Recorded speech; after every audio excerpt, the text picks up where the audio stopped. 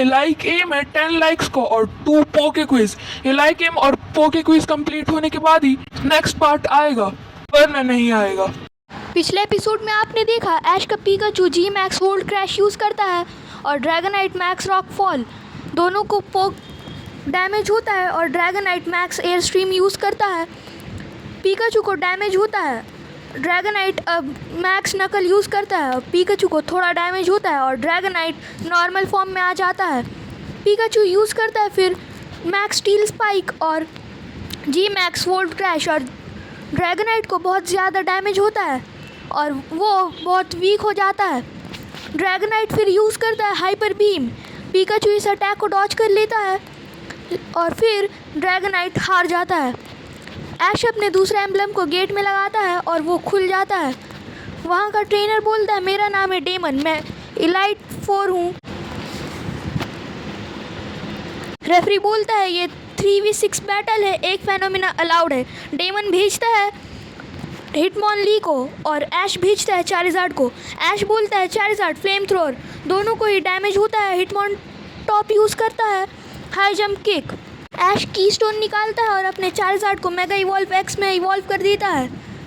Last में Charizard normal हो जाता है और वो भी हार गया था। फिर ऐश भेजता है अपने पिकाचू को और लेकिन वो भी हार जाता है क्योंकि वो फ्लाइंग इलाइट से बहुत ज़्यादा वीक हो चुका था। और अच्छे से जानने के लिए एपिसोड 50 रियल फाइट देख ले, लिंक इन डिस्क्रिप्शन। अब आगे ऐश के 2 पोकेमॉन्स हार चुके थे। अब देखते हैं ऐश किस पोकेमॉन का यूज़ करेगा। डेमन का एक ही पोकेमॉन हारा था। ऐश एक पोकेबॉल को बाहर निकालता है और स्टेडियम में फेंकता है। आगे बढ़ने से पहले पिछले पोके क्विज के विनर्स ये रहे और आज का पोके क्विज है ऐश का पहला 3rd स्टेज फायर पोकेमॉन कौन सा था। पिक। ऐश के पोकेबॉल से निकलता है एक शाइनी म्यूटू। सरीना और मिस्टी शॉक हो गई थी पर ब्रॉक को ये पता था। ये है एपिसोड 24 के बाद शॉप ने से ऐश ने ये ख़रीदा था, एक शाइन फेनोमेना। और अब ऐश के पास ज़्यादा स्ट्रॉन्ग म्यूटू है। हिटमॉन टॉप रिवेंज का यूज़ करता है और म्यूटू बैरियर से इसे काउंटर करता है। फिर ओरस फियर और हिटमॉन टॉप हार जाता है। अब डेमन भेजता है अपने ओशिफू को और डायनामैक्स कर देता है।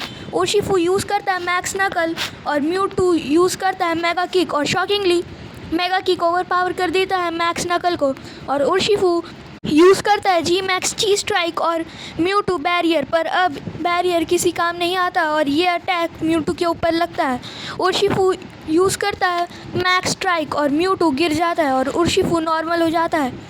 ऐश बोलता है उठ जाओ म्यूटू और म्यूटू कैसे भी करके उठ जाता है और यूज़ करता है साई स्ट्राइक और ओशिफू को डैमेज होता है और वो यूज़ करता है क्लोज कॉम्बैट और उसे डैमेज होता है। थोड़ी देर बाद ये फाइट अपनी पीक में आ चुकी थी। म्यूटू शैडो बॉल यूज़ करता है और ओशिफू हार जाता है। डेमन बोलता है तुम बहुत स्ट्रांग हो, अब तुम आगे जा सकते हो। ऐश और उसके फ्रेंड्स नेक्स्ट इलाइट के पास जाते हैं। वो इलाइट का नाम था एलिस, एक फायर इलाइट। रेफरी बोलता है ये 3v4 बैटल है, एक फेनोमेना अलाउड है, बैटल शुरू करो। एलिस भेजती है अपने एंटे को, ऐश भेजता है ग्रेनिंजा को, वो बॉन्ड इवॉल्व हो जाता है। एंटे यूज़ करता है फ्लेम थ्रोअर और ग्रेनिंजा जाइंट वाटर शूरिकेन और ये एंटे को लगता है और वो बहुत वीक हो जाता है एक। और फिर वो यूज़ करता है एक बहुत ही स्ट्रॉन्ग ब्लास्ट वर्न का और वो